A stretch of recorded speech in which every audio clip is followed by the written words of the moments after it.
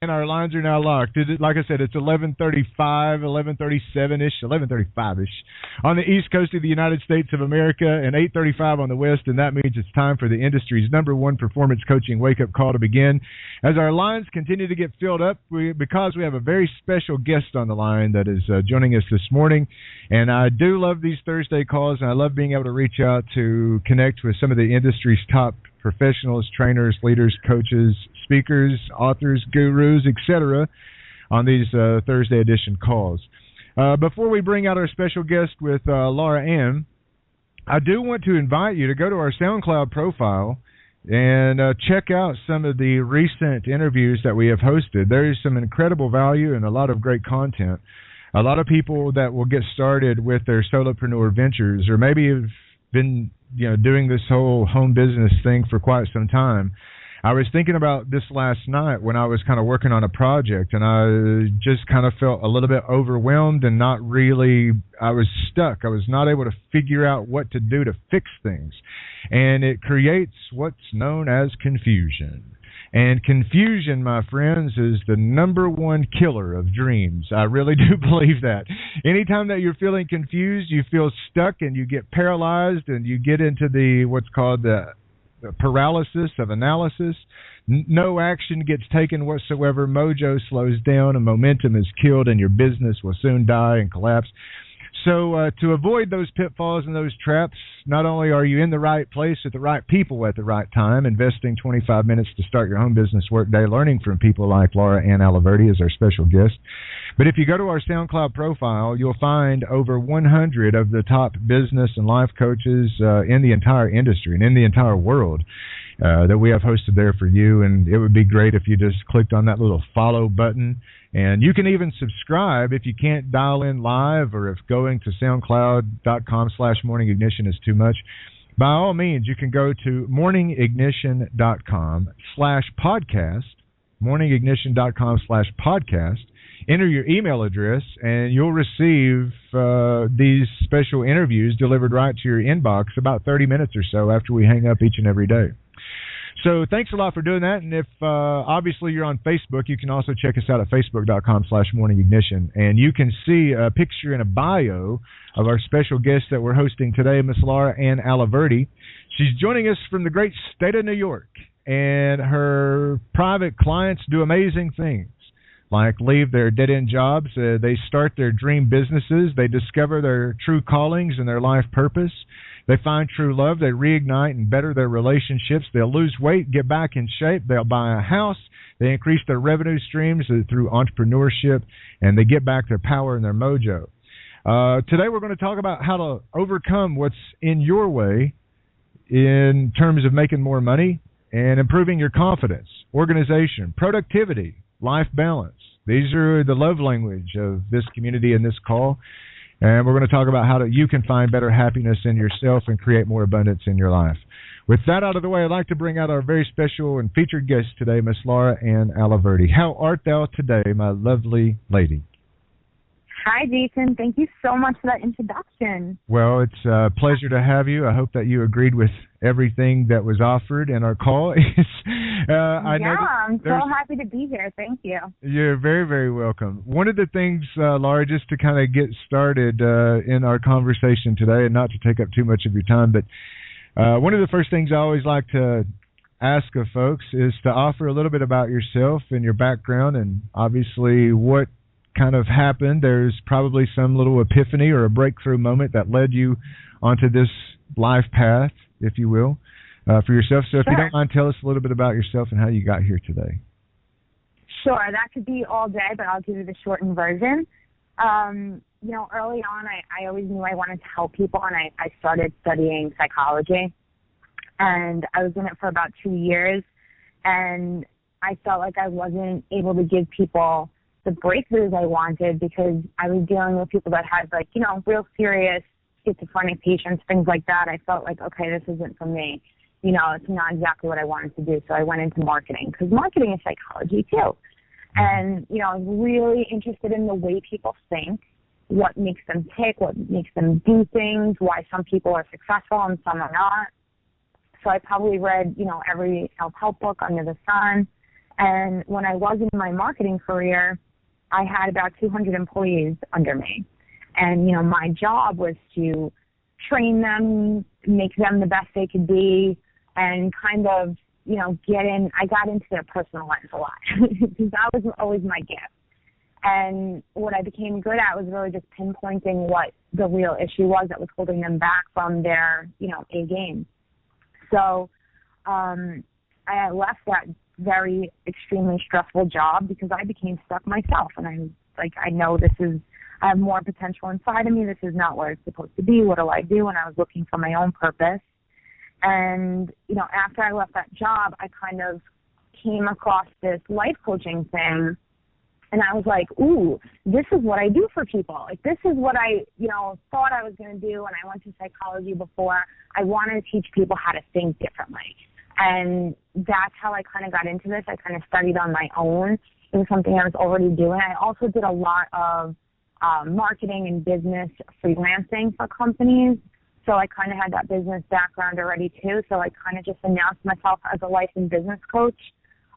Started helping people really quickly, like get on their path, live out their dreams, use the potential that was sitting there. And it worked miraculously. So here I am today, 5 or 6 years later, still doing this and changing lives for people. Yeah, one of the things that I noticed when we first talked last week was that you've been kind of refining and honing your skill at this life coaching thing for over 5 years now, which is quite some time in this particular industry. And for folks that are listening on the call, I've noticed that we just had 19 more people that have joined us. You can go to larascoaching.com, laraslifecoaching.com, and check out Lara's website and read more about her. There's the form there at the top of the page above the fold that you can enter in your name and email address if you want to get on her list and get a free consult. One of the things that I'm looking at now, Lara, is the mindset shift that you have, that you make a big deal about on your website.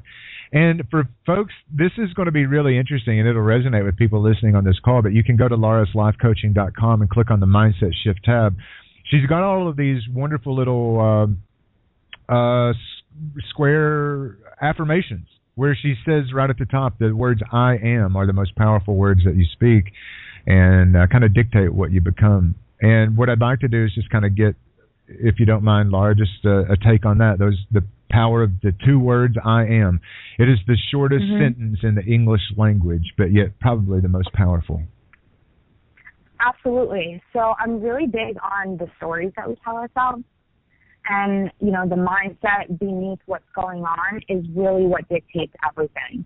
And we get stuck in these stories without even realizing it, so we just keep producing the same results over and over again. And sometimes it's simply a shift in that mindset that will give us a different result. So if we're constantly like, I'm broken, I can't pay the bills, and I'm in debt, all these things that you're constantly focused on, you just keep producing more and more of that result, and it puts you in this scarcity mode. So using the mindset shift, money flows to me, will shift you into seeing where that exists in your life. Because whatever we believe about ourselves or whatever we see, we'll kind of find evidence to support that. So if we're saying, oh, all I have is bills coming in, then it'll be like, oh, look, another bill. See another bill. We'll kind of, look for that. It's automatic. So if we say money flows to me, we'll start all of a sudden noticing, some loose change on the floor. Something, might come in. Our brain's going to just start looking for evidence to support that money is going to flow easily. So when people get stuck, it's really some story that they're telling themselves, and they really got to change that story and then find evidence to support the new story so that they believe it and live it. One of the things, does that make sense? Yeah, one of the things when I was first getting started on my own personal path 5-7 years ago, it's been a long time. I'm a dinosaur on this internet thing. There was a gentleman by the name of Brian Clemmer who really resonated with me early on, and rest his soul, passed away a year or two ago. He wrote a book called The Compassionate Samurai, where he talks about, being the unstoppable warrior, but, what is a samurai in particular. And one of the key things that he wrote about in this book, he says to understand is that one of the funny things about human nature is that people do not do what they say they're going to do. And a lot of times in this particular industry, with coaching in particular, we will make a declaration of change. We will strive to get a better result, but then we don't follow through and we don't do what we say we're going to do. There are certain things that stop us dead in our tracks. And you kind of mentioned this with the stories that we tell ourselves and the language that you use, which I think is fundamentally the most important. But you've been in this industry long enough and you've worked with enough clients now to know that there are certain kind of patterns that continue to repeat themselves in our lives. Why do people not get results, even though we're going to be consciously aware of the words that we're choosing, and maybe the pain that we're avoiding or whatnot? What are some of the common themes that continue to reappear in our lives so that we can identify these when we see these roadblocks and kind of take steps to overcome? Why do human beings not do what they say they're going to do? Okay, well, tons of reasons, and, that's really my job always to find out, because as soon as I get on the call, that's the problem. They want to do something, they're not doing it. So it's not because they don't know how to do it. A lot of people are looking for more strategy, more marketing strategy, but they already know what to do. They're just not actually doing it. It's the same thing with weight loss. You got to eat good and exercise. Everybody knows that. So if you're not doing it, there's some other mental block there. So when it comes to business owners, what I see a lot is people are having these elaborate plans of, what they're going to do to make money. And they're not actually taking the steps that they need to do it. And most of the time, the reason is it's not really what they want to do. So, in other words, it's just not aligned with their core values that kind of drives them at a very deep spiritual level. Exactly. They're being driven by the dollar signs, and they're doing it strictly to make money. So when they sit down to do the work, there's no excitement there. There's no, I can't wait to get this out to the world. There's oh my God, I got to pay my bills. They're coming from a scarcity mindset and a place where it's more of an, oh my God, I have to get this done and I have to do this and I have to get money coming in. And it's not it really has to come from a place of, ooh, this excites me. I can't wait to do this. So a lot of times I just propose a different strategy that is what they want to do, but will still bring in money. And it's oh my God, thank you. They struggle for so long, and I always give the quote, P. Diddy said, don't chase the paper, chase the dream. And I always give that because money really blinds people, and they're not going after their dream. They're just going after money because they think the money is going to create the dream. But in actuality, when you create the dream, the money comes so much easier, and it's just more of a flow.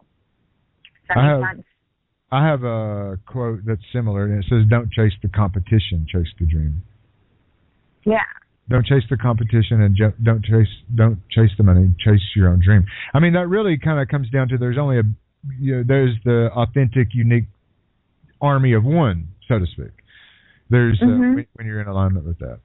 One of these things that I find completely interesting, and one of the reasons why I was so excited to have you on today, Laura, is you've got this methodology around money blocks and the challenges around money that you've kind of defined and refined in your own business. And I was curious if you'd be interested in sharing some of those with us. Sure. Well, anytime, someone's not getting where they want to be, there's some block, and it's usually in the subconscious mind. So people might say, I want money, but they're just not getting it, right? It's not coming in. So there's 3 kind of money personas that I nailed down, and I'll go through them quick for you, and so people can kind of identify if that's them and show you how to turn it around. So there's the person that can't receive money, there's the person that can't have money, and there's the person that can't ask for money. Receive? Wait a minute. So it's receive, and number 2 is can't have? have. Yeah. Okay. Like they can't hold on to it. Okay, got it. So, and the last one's can't ask. I'll go through all three. So, if somebody can't receive money, what that means is, if you've ever heard someone say like, oh, I really need money, and then they sit down to dinner and like you offered to pay the bill and they're like, no, that's okay, right? So it's like I want, and then when it's presented to them, they're like, nah, that's okay. And it's kind of a subconscious thing because women especially are huge givers. So it becomes difficult to receive. So even though they say they want it all the time, they tend to push it away. And you know you're this person if in other areas of your life you have trouble receiving. So if someone gives you a gift and you feel funny, you don't know how to thank them. Or if somebody gives you a compliment. Yeah, and you're like, oh, I love your dress. Oh, I just got it. It was only like $20.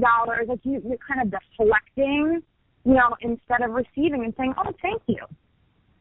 And this I'm is guilty a thing of that a lot of people struggle. Yeah, a lot of people struggle with this. So I actually came up with, and I do too. I've been one of these people at some point.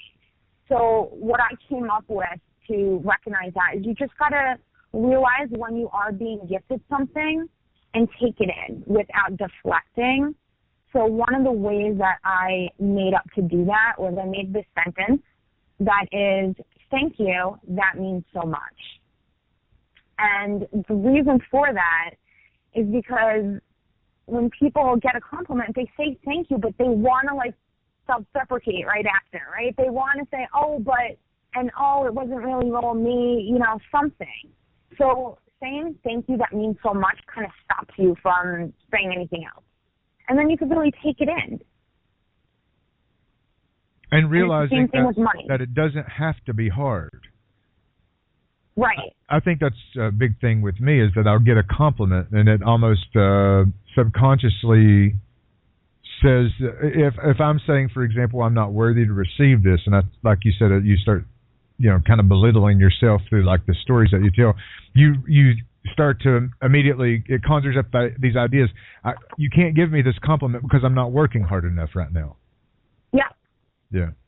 And it's going to be the same thing with money. So if someone tries to give you money, you're going to do the same thing. And it's really a lot of subconscious. So if you see this in other areas of your life, you're probably doing the same thing with money. There's probably a lot more money you could be receiving that you turn down, turn away, or are just uncomfortable with in general.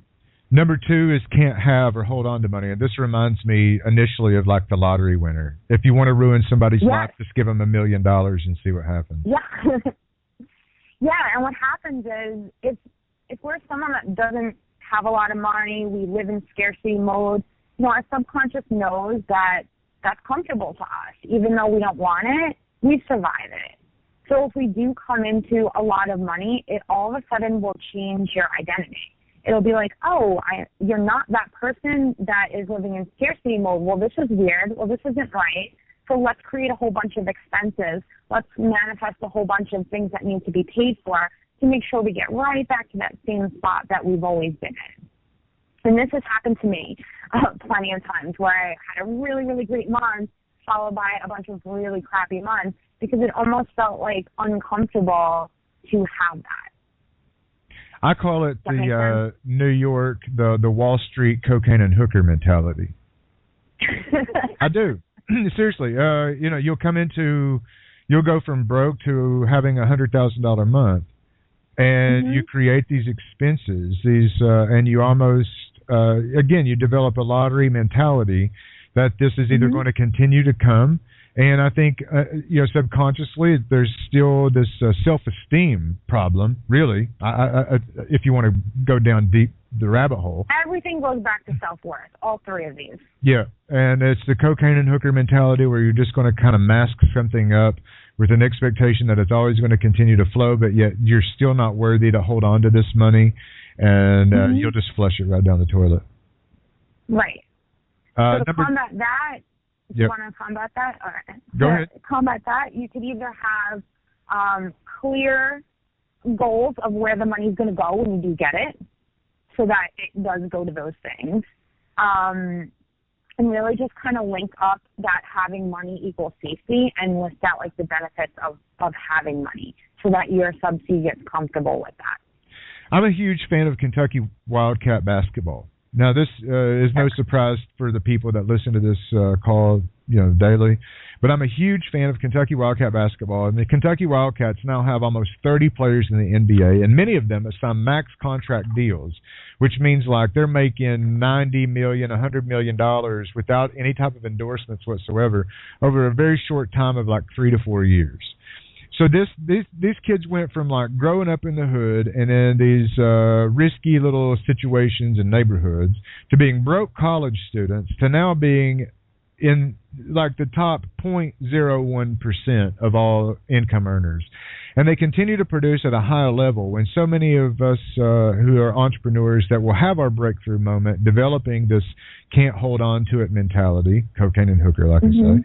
But yet you look at the NBA players and they continue to produce at a very high level. And I think it's because they still are focused on the outcomes and the long range kind of things of what they're achieving or what they're striving for every single day. And they're not focused on the money itself. They always have a bigger goal in mind. They'll say, okay, this milestone was accomplished. Now let's go to the All-Star game. Now let's get in the Hall of Fame. Now let's get our jersey retired. Those types of things. And it's never really about right, because they're chasing the dream. Right. And the money is just following for them. So that really goes back to the don't chase the paper, chase the dream. They're building a life, not building a bank account. I think that's kind of the conundrum with setting goals, is that you always have to have the next goal in mind once you reach goal number one. You always have to have goal number two written out, very specifically written out. And you're going to achieve some of things and accomplishments that are beyond your wildest imagination.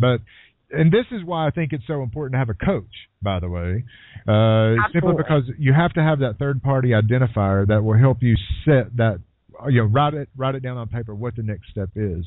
And you cannot ever be focused on money, because I think that number two is kind of detrimental.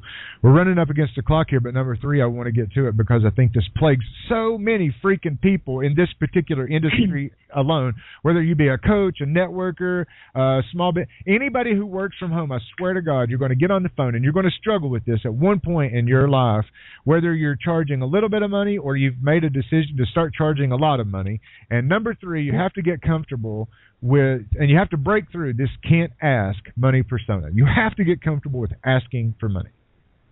Absolutely. And you've got to, it really ties into self-worth on this, and there's no magic number that you have to charge or ask for. It really doesn't matter. But you have to be able to feel good enough about yourself to say, I'm worth this. And to help with this, I really look at money as like kind of an energy. So if I'm putting out this much energy into giving somebody a result, how much money do I need to receive to kind of balance out that energy? Like, what's going to feel good enough for me to get for giving this? And a lot of people are not charging enough or giving their stuff away for free all the time. They feel very depleted because they don't have the replenishment of the energy of receiving money. So I recently had a coaching call with somebody where she was telling me that she was really happy at her job, but then all of a sudden she saw that she was in like an HR position. She saw other people's salaries, and they were all making way more money than her, and then she was pissed. And she was like, why am I not getting this money? And I said, well, what's stopping you from asking for the money right now? And she was like, huh? I was like, yeah, well, why don't you just ask for more money? And she was like stunned that she couldn't even think about doing that. And she's like, well, I haven't been there long enough. Well, I'm not this and I'm not that. And I'm like, okay, well, then you're the one that doesn't think you're worth the money. It's not your boss. And it has nothing to do with anyone else at that company. You have to feel that you are deserving of receiving the money. And looking at it as energy just really helps, and it takes a little bit of a load off, if that makes sense. Yeah, I think number one, can't receive money, and number three, can't ask for it. Kind of go hand in hand. Because people are out there wanting to give you money. I mean, for example, we'll place advertisements online promoting our products or services and things of this nature. I mean, we want people to respond to those ads, and they do.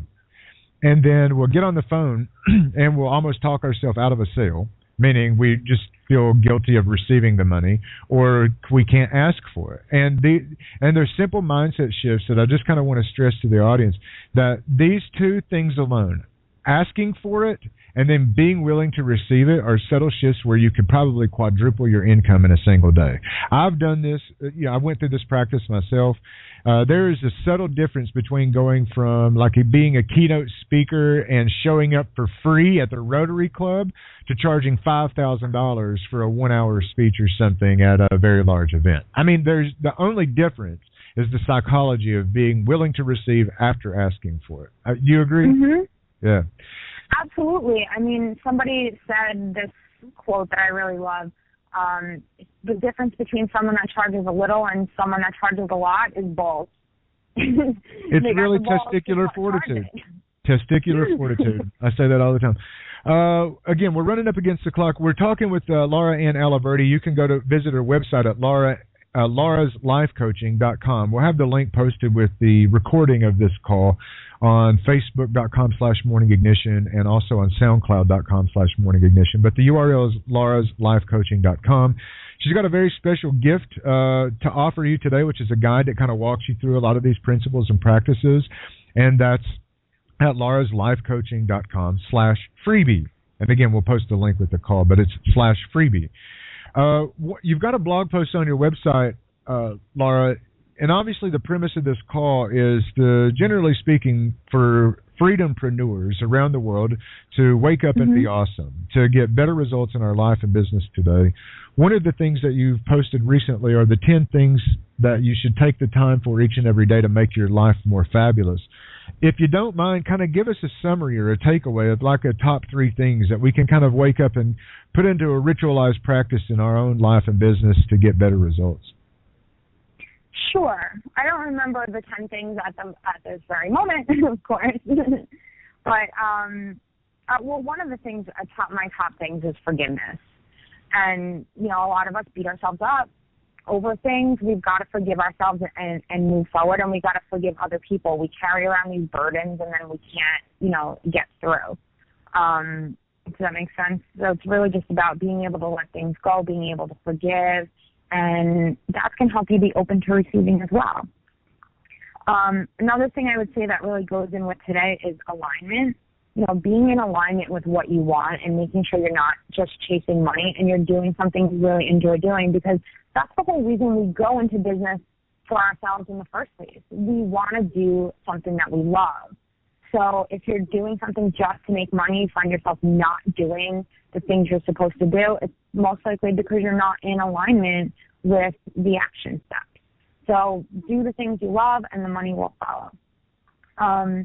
And just really having that self-awareness of checking in on what your story is that's going through your head all the time, and seeing if you can pinpoint what that story is and change it.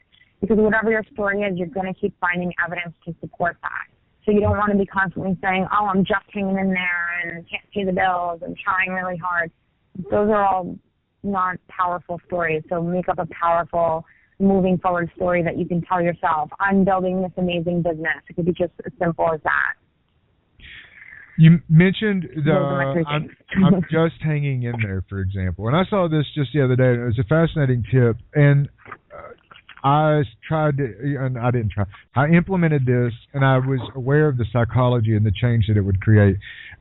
Try for today, everyone listening, eliminating the word just from your conversation. Yeah.